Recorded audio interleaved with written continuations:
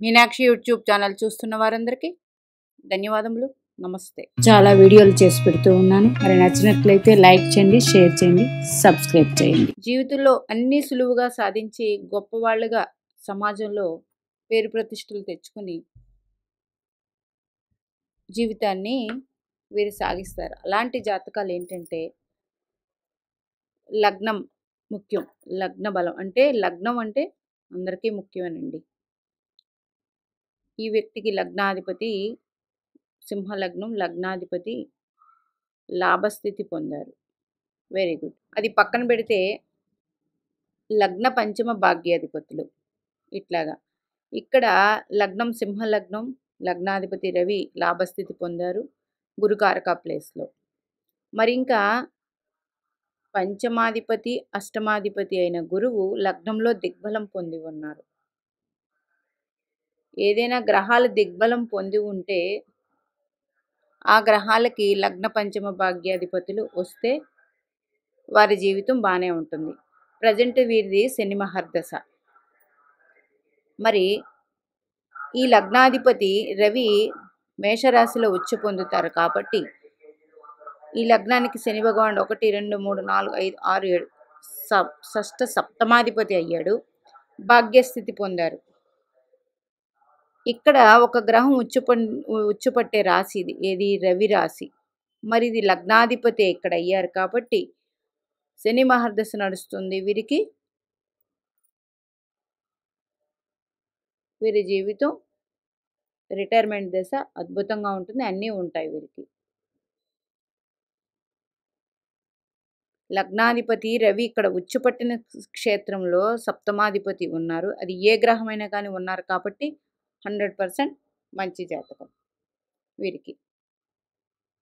ఇట్లా పోతే ఇంకొక ఉదాహరణ తీసుకుంటే 2015 జనవరి నెలలో అనుకుంటా పుట్టిన వాళ్ళ జాతకం ఇది.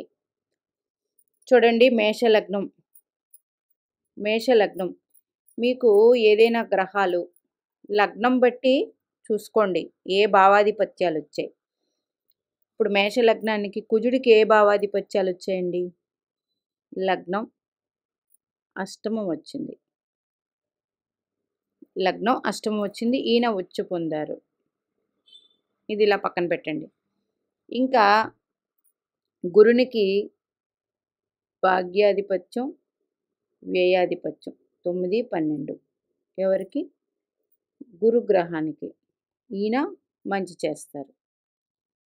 అంటే మేషలగ్నానికి గురు మహర్దశ కూడా బాగుంటుంది. గురుడు ఇక్కడ వీరికి ఉచ్చ పట్టి ఉన్నారు. అట్లాగే కుజుడు రెండు ఉచ్చగ్రహాలు పరస్పర దృష్టి. అది కూడా ఈ కుజుడు లగ్నాధిపతి అయ్యారు. లగ్నాధిపతి భాగ్యాధిపతి పరస్పర దృష్టి ఉచ్చపట్టి. ఇది అద్భుతమైన జాతకం. వీరికి రాహు మహర్దశ ఆర్ద్ర నక్షత్రంలో జన్మించారు. రాహు కూడా అనుకూలంగానే ఉన్నారు వాయుతత్వపు రాశిలో. కేతువు జలతత్వంలో ఉన్నారు. జాతకం చూడగానే లగ్నాధిపతి బలం ఎలా చూస్తామో రాహుకేతువులు ఏ రాశిలో ఉన్నారు, అది ఏ భావమైనా పక్కన పెట్టేయండి. రాహుకేతువులు అనుగ్రహించే రాశుల్లో ఉన్నారు అంటే ఆ జాతకం మంచి జాతకం అని చెప్పవచ్చు. ఇంకపోతే రవి భగవానుడు ఈ లగ్నానికి పంచమాధిపతి అయ్యి భాగ్యస్థితి పొందారు. ఇది కూడా మంచిదే. రవి కూడా మంచిదే. లగ్నకారకుడు భాగ్యస్థితి పొందాడు. లగ్నాధిపతి కుజుడేనండి. లగ్నకారకుడు ఎవరు? రవిగ్రహం. ఆయన భాగ్యస్థితి. తన మిత్రరాశిలో అగ్నితత్వపు రాశిలో రవి ఉన్నారు. అందుకని మంచి యోగవంతమైన జాతకం. ఇంక వీరికి రాహు మహర్దశ 2029తో వెళ్ళిపోయి గురు మహర్దశ ప్రారంభమవుతుంది, భాగ్యాధిపతి దశ. ఈ దశలో వీరికి అన్ని చదువు అవన్నీ కూడా పూర్తి చేస్తారు. అంటే 15లో జన్మించారు కదా, 2025కి 10 ఏళ్ళు, 15 అంటే 14 సంవత్సరాలు. ఇంకా అక్కడి నుంచి 16 ఏళ్ళు అంటే ఉద్యోగము ఇంకన్నీ కూడా ఆయన చదువు ఉద్యోగం అన్నీ పూర్తి చేసేస్తారు. ఇంకా చెప్పొచ్చేది అంటే ఈ జన్మ లగ్నానికి శని భగవానుడు దశమాధిపతి లాభాధిపతి అయ్యారు. మరి యోగాన్ని ఇవ్వదు కదండి. కరెక్టే. ఇక్కడ శని భగవానుడు చూడండి తన కారక ప్లేస్‌లో స్థితి పొంది స్వనక్షత్రమైన అనురాధ నక్షత్రంలో ఉన్నారు. ఇదే గొప్ప జాతకం. ఇప్పుడు మీ జన్మ జాతక చక్రం తీసి చూసుకోండి. మీ జన్మ జాతక చక్రం ప్రతి గ్రహానికి ఏ ఆధిపత్యం వచ్చిందో ఫస్ట్ రాసుకోండి. ప్రతి జాతకంలో ఏ ఆధిపత్యం వచ్చిందో గ్రహానికి అంటే లగ్నాధిపత్యం, భాగ్యాధిపత్యం, పంచమాధిపత్యం, భాగ్యాధిపత్యం వచ్చిన గ్రహాలు, దశమాధిపత్యం వచ్చిన గ్రహాలు, లేదా ఒక కేంద్రం ఒక కోణానికి ఆధిపత్యం వచ్చిన గ్రహాలు ఒకటే అయితే అంటే చూడండి, ఇప్పుడు మకర లగ్నం అనుకోండి, వృషభం కేంద్రం తులారాశి కేంద్రం వృషభం కోణం అవుతుంది. అంటే మకర లగ్నానికి శుక్రుడు అత్యద్భుత గ్రహం. ఆయన తన కారక ప్లేస్లో ఉన్నారనుకోండి, అది మంచి జాతకం. వాళ్ళు సమాజానికి మంచి చేస్తారు, వీరు ఒక కారణం చేత జన్మించారు అనేది తెలుసుకోవచ్చు. ఇప్పుడు మేషలగ్నం గురుడు సింహరాశిలో ఉన్నారు, కర్కాటక రాశిలో ఉన్నారు, అది పక్కన పెట్టండి. అదే సింహరాశిలో కానీ లేదా ధనుసు రాశిలో కానీ ఉన్నారనుకోండి, ఆయన కారక ప్లేస్లో ఆయన ఉన్నారు, అది యోగకారక గ్రహం కాబట్టి అద్భుతమైన యోగం ఇస్తుంది. ఇప్పుడు మేషలగ్నానికి శని భగవానుడికి కారక ప్లేస్ ఏదండి? 8, 12.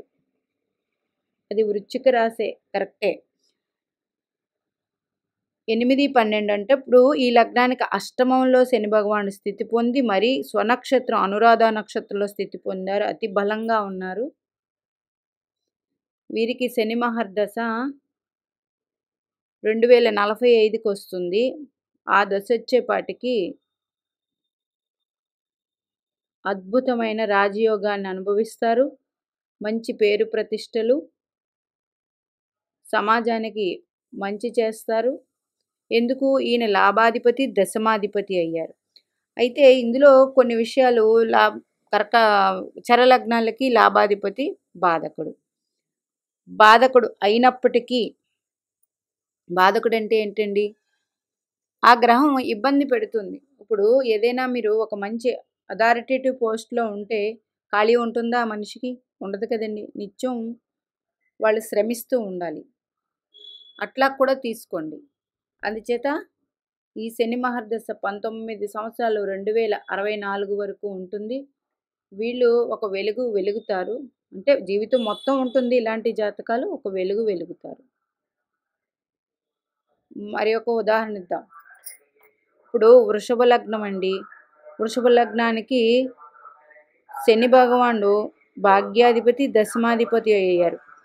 అత్యంత యోగకారకుడు మరి వృషభ లగ్నానికి. ఆయన వ్యయస్థానంలో కానీ అట్లాగే ధనుసు రాశి అష్టమ స్థానంలో కానీ ఉన్నారనుకోండి, అది యోగవంతమైన జాతకమే. నీచ కదండి అని అనుకోవచ్చు. అక్కడ లగ్నానికి వ్యయస్థితి పొంది ఉన్నారు, అంటే తన కారక ప్లేస్లో ఉన్నారు. ఇప్పుడు మేషలగ్నానికి చంద్రుడు కర్కాటక రాశి అధిపతి. చంద్రుడు తన కారక ప్లేస్లోనే ఉన్నారు, మంచే చేస్తారు. ఇట్లా గురుడు తన కారక ప్లేస్లోనే ఉన్నారు, అద్భుతమైన రాజయోగం ఇస్తారు. శని భగవానుడు దశమాధిపతి అయ్యాడు, కారక ప్లేస్లో ఉన్నారు, అద్భుతమైన రాజయోగాన్ని ఇస్తారు. అందుకే మీ పిల్లవాళ్ళ జాతకంలో ఫస్ట్ చెప్పింది ఏంటండి? ఒక గ్రహం దిగ్బలం పొందిందంటే మాత్రం ఆ గ్రహానికి పంచమాధిపత్యమో, లగ్నాధిపత్యమో, భాగ్యాధిపత్యమో రావాలండి. వచ్చి దిగ్బలం పొందితే అద్భుతమైన రాజయోగాన్ని ఆ గ్రహం అందిస్తుంది. దిగ్బలం పొందినప్పుడు ఇవి చూసుకోండి. అలాంటి వాళ్ళు కూడా మంచి జాతకమే.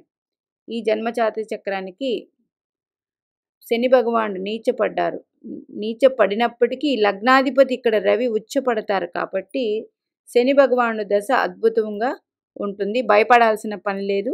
వీరు అడిగిన క్వశ్చన్ మాకు రిటైర్మెంటో ఏదో అడిగి ఉన్నారు, దశ ఎలా ఉంటుంది, అన్నీ బాగుంటాయి. అన్నీ ఇప్పటివరకు చేయలేనిది కూడా ఏదో ఒకటి చేసి సాధించుకొని జీవితంలో సంతోషంగా ఉంటారు. ఇలా తీసుకోండి. ఇంకా మీ పిల్లవాళ్ళ జాతకంలో కానీ చూసుకోండి. అది ఏ లగ్నం అయ్యింది. ఇప్పుడు సింహలగ్నం ఇందాక రాసిన సింహలగ్నానికి కుజుడు చతుర్థాధిపతి దశమాధిపతి కదా సింహలగ్నానికి. 1 2 3 4 5 6 7 8 1 2 3 4 5 6 7 8 9 సారీ భాగ్యాధిపతి. అంటే ఒక కేంద్రం ఒక కోణాధిపత్యం. కుజుడు అత్యంత శుభుడు. ఈయన తన కారక ప్లేస్లో ఉన్నారనుకోండి, అంటే తులారాశిలోనో మకర రాశిలో, అప్పుడు కుజుడు వల్ల రాజయోగాన్ని అనుభవిస్తారు. అట్లా ఉంటుంది. మరి చాలా వీడియోల్లో చెప్పారు కదండి, గురుపాలిత గ్రహాలు గురుపాలిత రాశుల్లో యోగాన్ని ఇస్తాయి, శనిపాలిత గ్రహాలు శనిపాలిత రాశుల్లో యోగాన్ని ఇస్తాయి. అది కరెక్టే. కానీ ఇట్లాగా లగ్న శుభులు అన్నప్పుడు తిరి మారిపోతుంది. ఇట్లా ఉన్నప్పుడు ఏంటండి, ఒక సమాజం కోసం, ఒక ఉద్యోగం కోసం, ఒక వ్యాపారం కోసం ఏదో ఒకటి పాటుపడతారు కదా. ఉన్నప్పుడు మరి వాళ్ళకి ఖాళీ ఉండదు, తీరిక ఉండదు. ఇవన్నీ కూడా అలాంటివి చిన్న చిన్న కష్టాలనేవి ఉంటాయి. అంతే తప్ప యోగవంతమైన జాతకాలంటే ఇట్లాగా యోగాన్ని ఇస్తారు. కష్టపడితేనే కదా సుఖం వస్తుంది అట్లాగా. ఇప్పుడు కుంభలగ్నం తీసుకుందాం. కుంభలగ్నానికి వ్యయాధిపతి ఎవరు? శని భగవానుడే. అంటే తన కారక ప్లేస్లోనే తను ఉన్నారు శని భగవానుడు. లగ్నాధిపతి అయ్యాడు కదా, దానివల్ల ఆ శని భగవానుడి దశ మంచిదే. ఇబ్బందులు ఉన్నప్పటికీ మంచి యోగవంతమైన జాతకం. అట్లా తీసుకోండి. జన్మ లగ్నానికి గ్రహాలు రవికి లగ్నకారక, అంటే లగ్నంలో ఉంటే ఆ రవి జన్మలగ్నానికి లగ్న పంచమ భాగ్యాధిపతో దశమాధిపతో అయినప్పుడు ఆయన లగ్నంలో ఉంటే యోగాన్ని ఇస్తారు. మరి గురుడికి 2 5 9 11 ఇదే తులాలగ్నం ఉన్నారనుకోండి, 5లో గురుడు ఉన్నారు. మరి గురుడికి కారక తులాలగ్నానికి ఏదైనా భావానికి ధనసు మీనాలకు వచ్చేయండి, రాలేదు కదా. తృతీయ షష్టాధిపత్యం వచ్చింది. అందుకని ఆ గురుడు యోగం ఇవ్వడు. అట్లాగా మేషలగ్నం ఉంది, గురుడు కారక ప్లేసు ధనుసు రాశి అయ్యింది, స్వరాశి అయ్యింది. ఆయన అక్కడ ఉన్నప్పుడు యోగాన్ని ఇస్తారు. అట్లా తీసుకోండి కారకా ప్లేస్లోను. ఇప్పుడు చెప్పాను కదా, శని భగవానుడు వృశ్చిక రాశిలో ఉన్నారు. స్వనక్షత్రం అనురాధ నక్షత్రంలో వీరికి ఉన్నారు ఈ అబ్బాయికి. ఇది అద్భుతమైన జాతకం. శని మహర్దశలో చిన్నప్పటి నుంచి అన్నీ చేస్తారు. శని మహర్దశలో ఇంకొంచెం యోగవంతంగా ఉండి అది అద్భుతమైన రాజయోగాన్ని ఇస్తారు. అది కూడా లగ్నాధిపతి ఉచ్చుపట్టారు, భాగ్యాధిపతి ఉచ్చుపట్టారు. వీరిద్దరూ పరస్పర దృష్టి, 2 గ్రహాల ఉచ్చుపట్టి పరస్పర దృష్టి ఉన్నందువల్ల అద్భుతమైన రాజయోగాన్ని వీళ్ళు అందిస్తారు.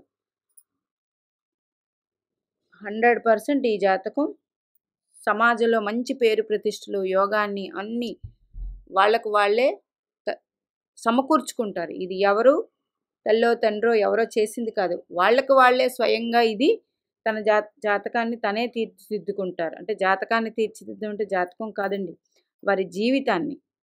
అట్లాగా ఉంటాయి యోగవంతమైన జాతకాలు. ఎలా ఉంటాయి అనేటప్పటికీ ఈ విధంగానే ఉంటాయి. మీ పిల్లవాళ్ళు, మీ పాపల జన్మ జాతక చక్రంలో ఒక గ్రహం తన కారక ప్లేస్లో ఉందంటే ఆ గ్రహానికి, ఆ లగ్నానికి ఒక స్పెషల్ కేటగిరీ వహించి ఉండాలి ఆ గ్రహం. లేదు అంటే ఆ గ్రహం మంచి యోగాన్ని ఇవ్వదు. మీనాక్షి దేవి ఆశీస్సులు మనందరి మీద ఉండాలని కోరుకుంటూ నమస్తే.